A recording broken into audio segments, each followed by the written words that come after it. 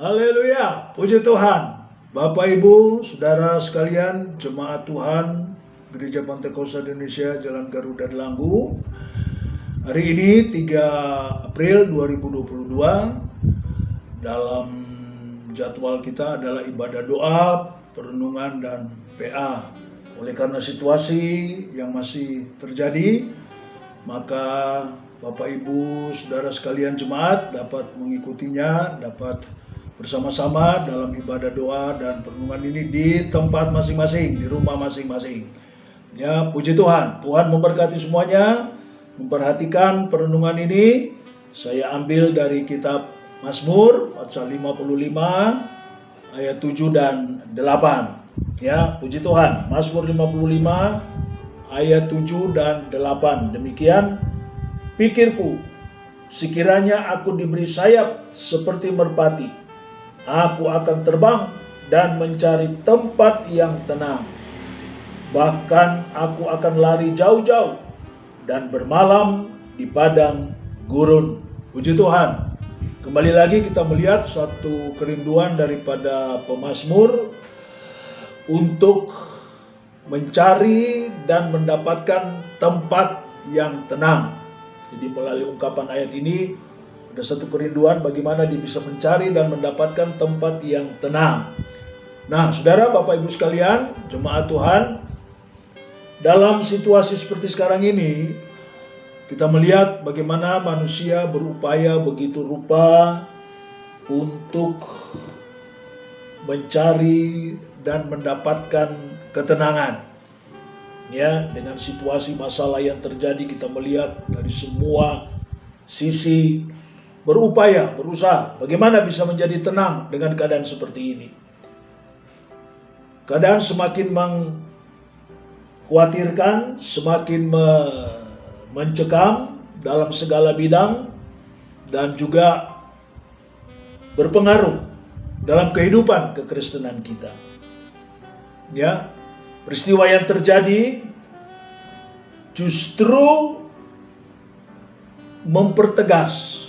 Kalau kita kembali kepada firman Allah, peristiwa yang terjadi justru mempertegas bahwa tidak ada tempat yang aman di dunia ini yang dapat memberikan jaminan bagi semua orang untuk hidup tenang. Ya, bagaimana bisa tenang menghadapi begini, bingung mau berbuat apa dan lain sebagainya, lari ke sana kemari. Ya, tenang. Tidak tenang. Tapi sebagai orang beriman, orang yang percaya kepada Tuhan, bagaimana sikap kita sekarang? Ya, bagaimana sikap kita dalam menghadapi situasi keadaan seperti ini? Apakah kita ikut-ikutan bingung, ikut-ikutan jadi gerusa-gerusu ke sana kemari, tidak tahu mau berbuat apa? Ya, mari kembali lagi seperti yang selalu dinasihatkan, supaya kita tetap melihat kebesaran Tuhan. Tenang dalam hidup ini, percaya sepenuhnya kepada Tuhan, bersandar sepenuhnya kepada Tuhan, tetap setia dan sungguh-sungguh di dalam iman saudara kepada Tuhan. Sebenarnya keadaan peristiwa yang terjadi ini, kita tidak perlu takut, kita tidak perlu terkejut, kita tidak perlu merasa khawatir dan lain sebagainya. Sebab jauh-jauh hari firman Tuhan sudah mengatakannya. Ya, firman Allah sudah menyampaikannya sebagai satu pernubuatan dan yang akan terjadi dan memang akan terjadi di hari-hari di mana kita hidup sekarang. Di dalam Injil Lukas pasalnya yang ke-21. Saudara, dalam Injil Lukas pasalnya yang ke-21. Saudara-saudara, ayat yang ke-7 sampai dengan ayat yang ke-19, Yesus mengungkapkan ya adanya peristiwa-peristiwa yang akan terjadi di zaman akhir ini, yang akan terjadi di zaman di mana kita hidup sekarang. Dengan satu judul dalam perikop ini dikatakan permulaan penderitaan. Ya, banyak hal yang akan terjadi. Tetapi secara khusus dalam Injil Lukas pasal 21 ayat 7 sampai 19, dengan situasi yang ada ini, kita lihat di dalam ayatnya yang ke-10. Ayat yang ke-10 dan ayatnya yang ke-11. Ia berkata kepada mereka, bangsa akan bangkit melawan bangsa, dan kerajaan akan melawan kerajaan. Dan ayat 11, dan akan terjadi gempa bumi yang dahsyat, dan di berbagai tempat, nah perhatikan kalimat ini, di berbagai tempat akan ada penyakit sampar dan kelaparan, dan akan terdapat juga hal-hal yang mengejutkan dan tanda-tanda yang dahsyat di langit. Di berbagai tempat, kita melihat di berbagai tempat, di seluruh muka bumi, tidak ada yang lepas ya dari peristiwa ini, dari virus ini, terjadi penyakit sampar. Mari saudara-saudara, kita tetap berpegang kepada firman Allah. Sekali lagi, tidak perlu takut, tidak perlu bimbang ya saudara-saudara, kita memandang kepada Tuhan. Ya, ketenangan bukanlah suatu keadaan, tetapi adalah merupakan keputusan. Apa maksudnya? Ketenangan bukan suatu keadaan, tetapi adalah sebuah keputusan. Maksudnya, walaupun dalam keadaan situasi yang sulit, sukar, dan mencekam dan menakutkan, bagaimana kita harus membuat keputusan untuk tetap berlaku tenang. Ini firman. Ya. Apapun yang sedang dihadapi, ya, bukan karena keadaan lalu kita larut, kita ikuti dalam keadaan itu. Tetapi kita harus dapat membuat keputusan sebagai orang beriman, orang yang percaya kepada Tuhan, ya, untuk berlaku tenang. Mengapa? Karena kita punya alasan yang kuat. Kenapa kita harus berlaku tenang? Ya, apapun situasinya. Alasan yang kuat. Kenapa? Karena kita punya Tuhan. Kita punya Yesus yang tidak mengecewakan kita. Yang selalu menjaga, melindungi, dan memperhatikan kita. Bahkan melalui janji firman-Nya kita membaca bahwa Tuhan akan selalu siap. Ya, siap. Dan akan selalu siap untuk tetap menolong kita. Tepat pada waktu ini. Di dalam Ibrani, pasalnya yang ke-13, dalam kitab Ibrani pasalnya yang ke-13 ayatnya yang ke-5 bagian B dan ayatnya yang ke-6. Di sana dikatakan ayat yang ke-5 dan ayat yang Ibrani pasalnya yang ke-13 ayatnya yang ke-5 B dan ayatnya yang ke-6. Firman Allah berkata, karena Allah telah berfirman, aku sekali-kali tidak akan membiarkan engkau, dan aku sekali-kali tidak akan meninggalkan engkau. Sebab itu dengan yakin, artinya dengan pasti, kita dapat berkata, Tuhan penolongku, aku tidak akan takut. Apakah yang dapat dilakukan manusia terhadap aku? Puji Tuhan, ini janji Tuhan, pegang janji Tuhan, klaim janji Tuhan dalam hidup ini. Ya. Mengapa kita harus selalu bersikap tenang? Mengapa? Mengapa kita harus bersikap? Karena ketenangan dapat mendatangkan kekuatan. Hari Minggu kemarin kita sudah dengar. Ya, biar kita tetap jadi kuat. Ya, tetap jadi kuat. Karena ketenangan dapat mendatangkan kekuatan. Di dalam kitab Nabi Yesaya. Kitab Nabi Yesaya pasalnya yang ke-30.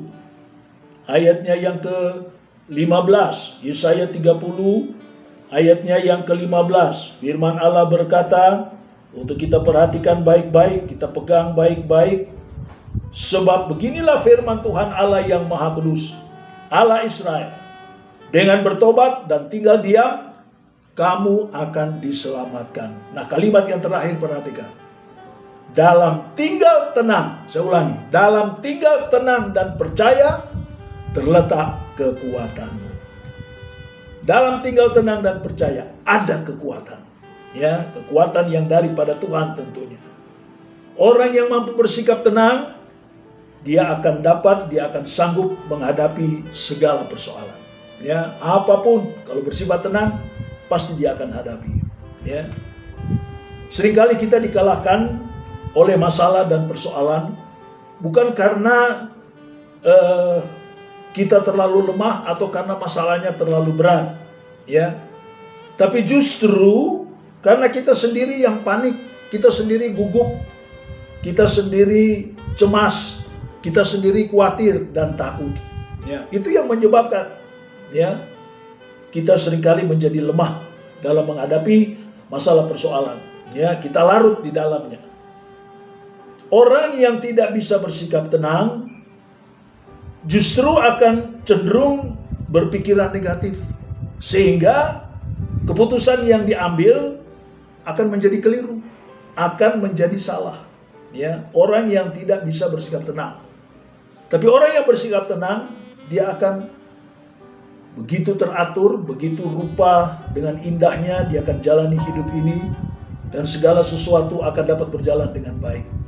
Di dalam 1 Petrus pasalnya yang keempat, ya, di dalam 1 Petrus pasalnya yang keempat, ayatnya yang ke-7, di sana dikatakan 1 Petrus pasal 4, kesudahan segala sesuatu sudah dekat.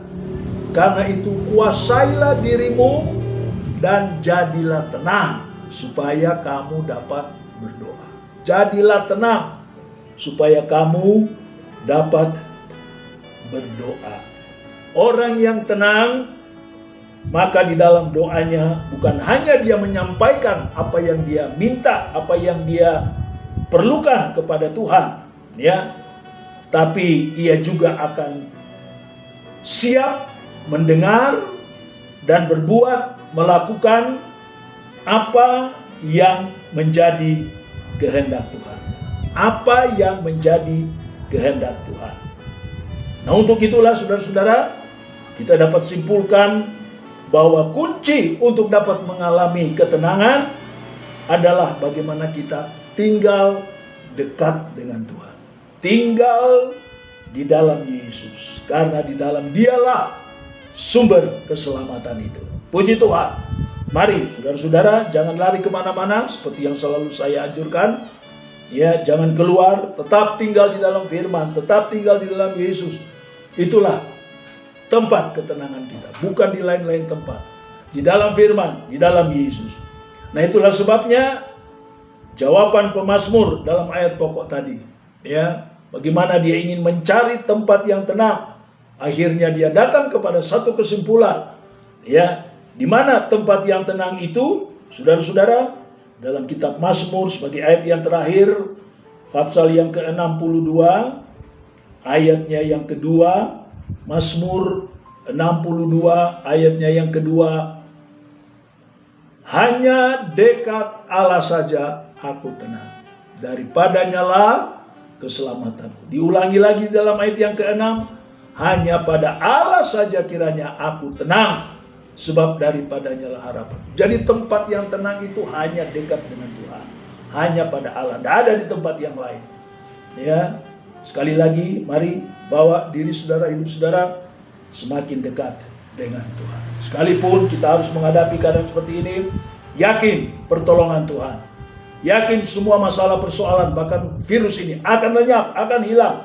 Karena kita ada dekat dengan Tuhan.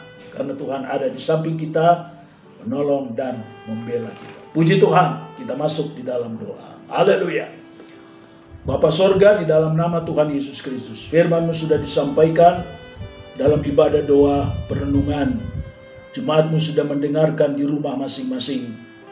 Mereka masih belum bisa untuk datang di dalam rumah Tuhan bersama-sama.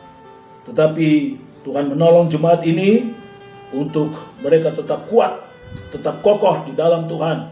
Sekalipun di rumah, firman-Mu tetap ada bagi mereka. Firman-Mu terus tetap akan membimbing, membawa mereka.